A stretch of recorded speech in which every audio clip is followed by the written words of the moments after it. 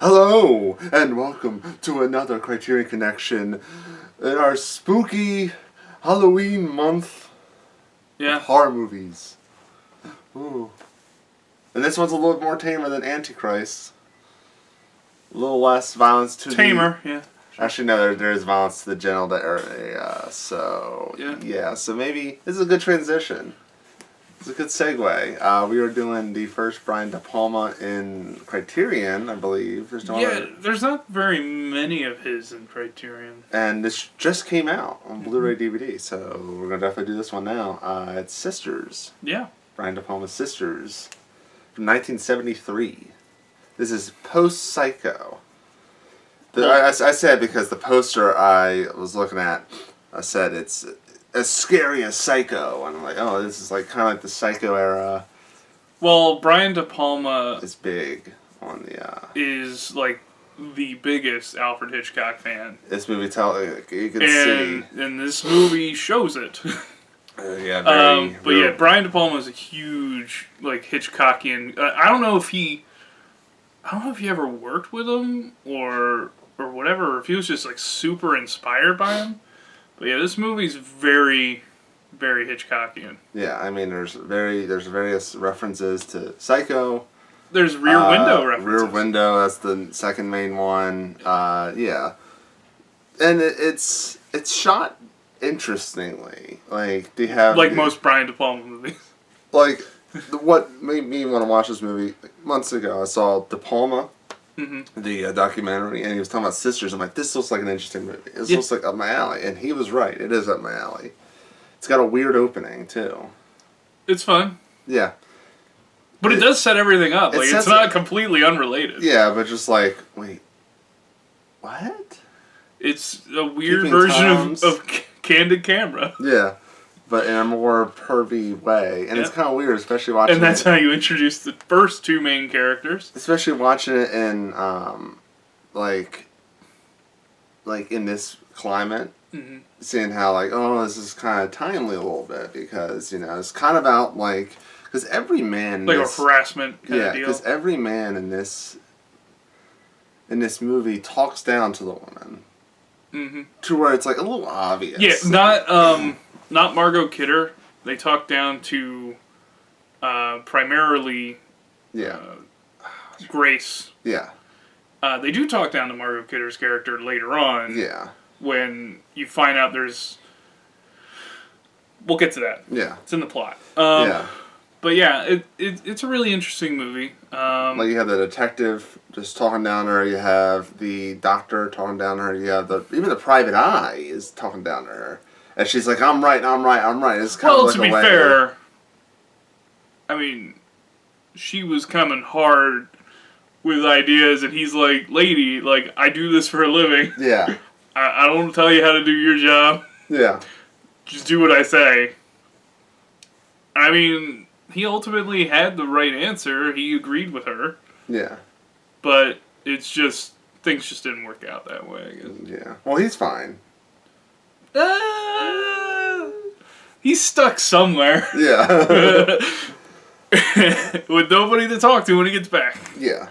But yeah, like, you have Margot Kidder, she plays, she plays both Danielle Breton and Dominique Blanchon or something like that. Yeah. I'm not good with French. She's French-Canadian. Did not realize that Margot Kidder is actually from Canada as well. So she does speak fluent French. Yeah. And this, I don't know, this seems to be very early in her career. It's well before Superman. Yeah. I was like, oh my god, it's Lois Lane. Yeah, and I didn't recognize her. I didn't either. And I was like, at some point, I was like, that looks like Lois Lane. Yeah. And then you looked up, oh, it is Lois Lane.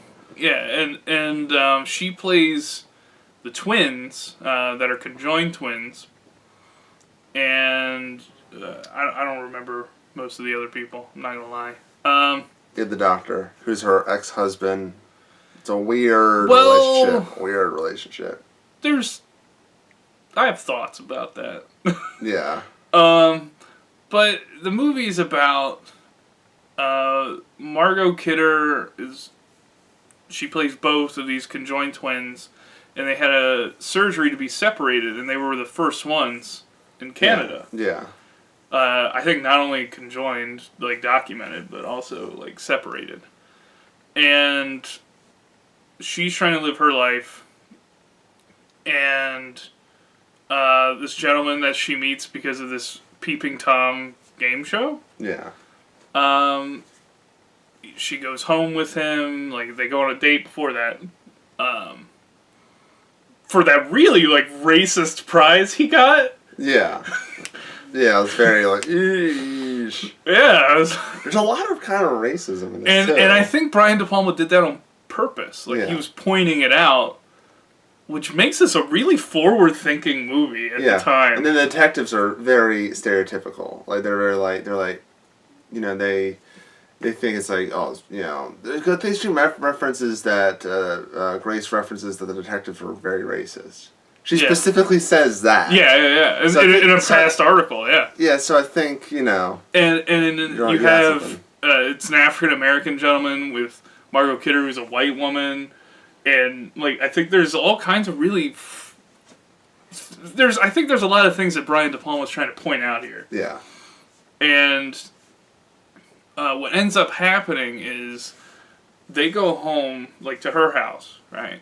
And her ex-husband tried to ruin their date, quote unquote, her ex-husband. Yeah. And little did we find out, after they spend the night together, she needs these like medicine, these pills, and I guess we're to assume they're pain meds, but we find out later that they're not. They're not pain meds at all. Oh no. But the guy, being a nice dude, by the way, for only spending a day and the night with her, he goes, gets her prescription, and gets a cake for her, because it's her birthday, her and her twin's birthday. Yeah. And, you know, he hears her talking to her twin in the background, and he's like, you know what, just to make them both happy, I'll go get him a cake. Oh, that's a nice guy. Nice guy. Yeah. So when he finally gets back and he sees the girl laying on the sofa, he gets the cake already, puts the candles on it, and then goes to present it, and then she stabs him. Yeah. Multiple times. Oh boy. There's a shot where, this is the best shot to me in the whole movie, is when he's crawling and she's just like shaking her head. She's going nuts over here, and he's just crawling to survive. Like, it's a interesting and he gets to the shot. window, and he's like reaching up, and he gets the blood on the window, trying to get the attention of the reporter across the way. And that's actually your main character. Yeah. So it's very Hitchcockian that way. Like, the people you follow in the beginning aren't the main characters necessarily. Like, Margot Kidder is, but the guy who you're following dies. Yeah. And then Margot Kidder and the doctor cover up for her sister. And that's pretty much the entire plot of the movie. And then the reporter sees that she has killed somebody and is trying to get her arrested for murder. Yeah. And that's what the whole basis of the movie is. Yeah, it's kind of like a chase. And they do these things with the split screen. They do split screen to show, like, both perspectives. Like, showing what's happening at the same time. And that way, it, like, raises the tension a little bit. That's what I was saying. Like when he has the body. And there's all kinds of really cool things that De Palma does. Like, the story itself is super interesting. Yeah. Because it's not quite a whodunit until you start peeling back the layers of the story. Mm-hmm. And I don't know if we're going to spoil it. Should we? I mean, we could say spoilers right here. Spoilers. Margot Kidder's character had a conjoined twin who died after the surgery. And I guess her personality... And she kind of can't deal with it and has developed a second personality that resembles her disturbed sister. Even by she looks like her. She looks different, too. Yeah. Margot Kidder does a great job playing the two different roles. And you can tell. And the scene where...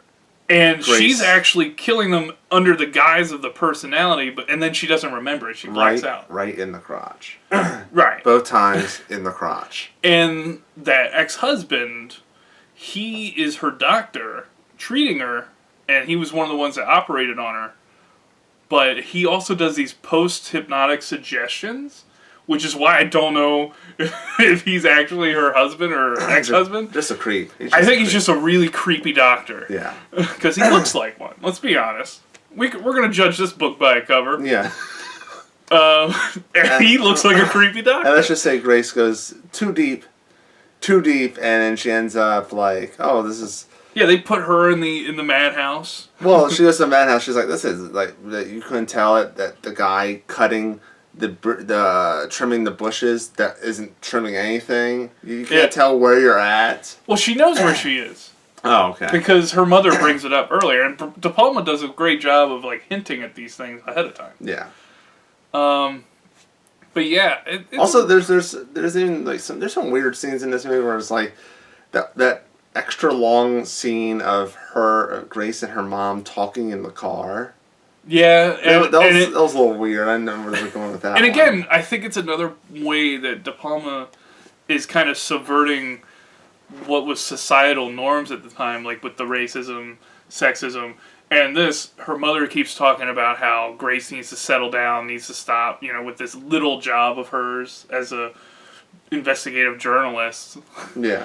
She's like, oh, why don't you just settle down and get married? Yeah. You're 25. Like, yeah, it's crazy. Yeah. And I think that's what De Palma was doing with that. Where it fits in is she ends up talking about that new madhouse where they live like regular people. Like, yeah.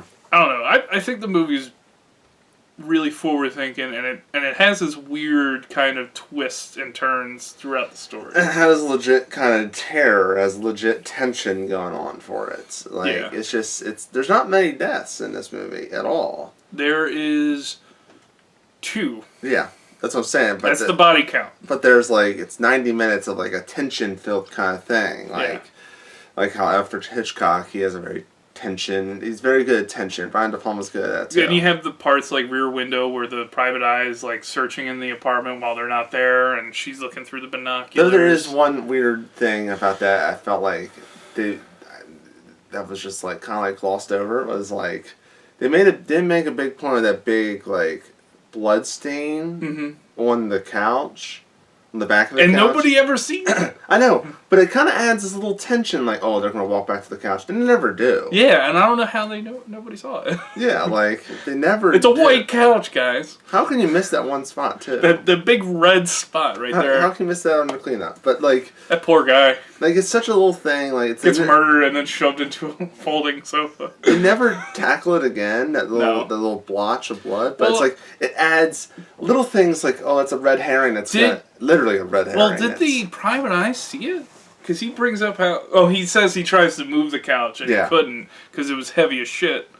And he's like, he's in the couch. And he follows the couch. And there's your red herring. He follows the couch and they're driving all the way into French Canada, Quebec. And the end of the movie is just him looking at it at this train station that nobody's at. So... Yeah, so... Like I said, he's kind of all doing his own thing. Yeah. So, buy, rent, or skip? I think, you know what? I'm going to say it's a buy. Because it's just a really interesting kind of thriller. If you like kind of whodunits, and if you like these kind of tense, I know who did it, but nobody believes me kind of deal, like movies, this is a really interesting one with a really unique kind of plot. It reminds me a lot of like The Changeling, and there's a couple other movies that deal with like either the unborn or like the forgotten twin kind of deal. Basket Case? Unborn, Basket Case, yeah. Maybe not Basket Case. I mean, it's still similar. Yeah. It's a killer evil twin. So not like a weird demon and like no. Basket. I'm gonna give this a hard buy. Yeah, really? Like I was like, I really like this movie a lot. It's a solid movie, and it's one that not many people know about by De Palma. Because this is right before Carrie, isn't it? This is before Carrie. This is before Scarface, which everyone knows. Well before Scarface. Everyone knows him for Scarface, and like this is just the thing. Like he made this little movie over here, and then went off and did that. Did he do The Fury as well? I think so. Yeah, that was before that too. Yeah, so That was late 70s. Yeah. So let us know in the comment section below what other De Palma movies are in the Criterion Collection that we don't know about, or collection, or in the Criterion Collection that we don't know about. Soon to be in the Criterion Connection. Yes.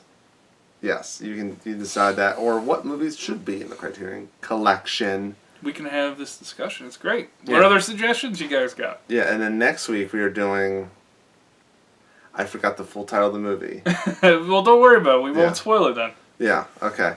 It's a long title, but it has several words in it, and Wade can't figure it out. And maybe a name. There's a name. It starts with V. That's all I'm gonna give you. But yeah, we're gonna continue this Halloween month. We're gonna trek through until next time. We will see you later.